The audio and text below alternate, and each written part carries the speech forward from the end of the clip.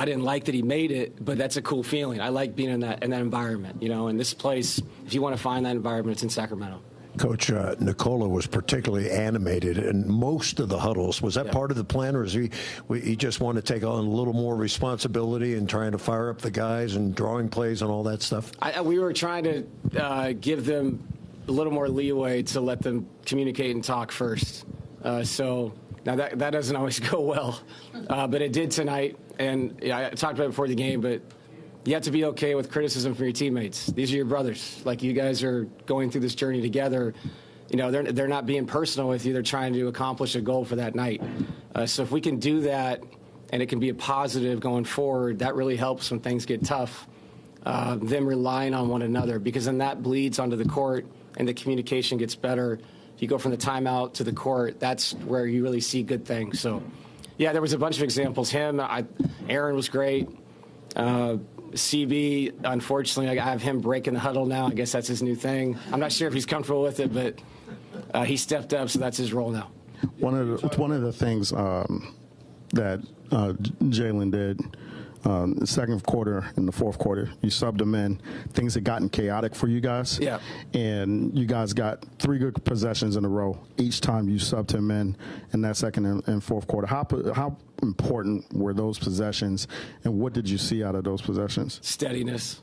I mean, that is Jalen. Like, he's a steady kid.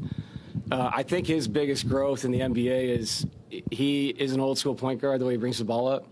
And so everybody thinks they're going to pick him up. And it was effective when he first came in the league. And now he's found a way to navigate the ball up the floor in his style and allows us to run and execute sets because he's a really good screener. He's a really good catch-and-shoot guy. And he's got a good feel for just staying within his own lane. And when you have players as good as some of our guys are, if you can just do that, you can play. And you're right. There was a theme there. He did a really good job of taking care of the ball, getting us into our stuff, and like I said, being steady. David, you mentioned the word vibe. How would you describe the vibe tonight?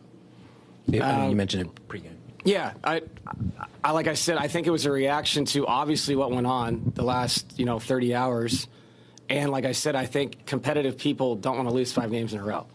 So you can look at it this way or that way, or they made a change and this happened. I don't really buy that. I think this is professional sports.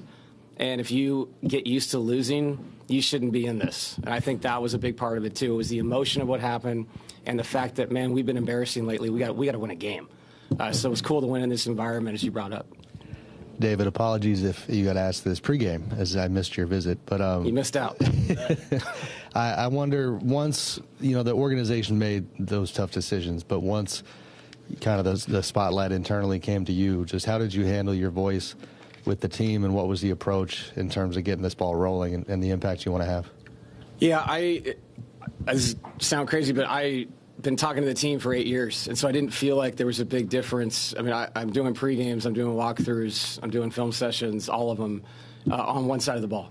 And so they've heard my voice forever, especially Nikola, Jamal, Michael.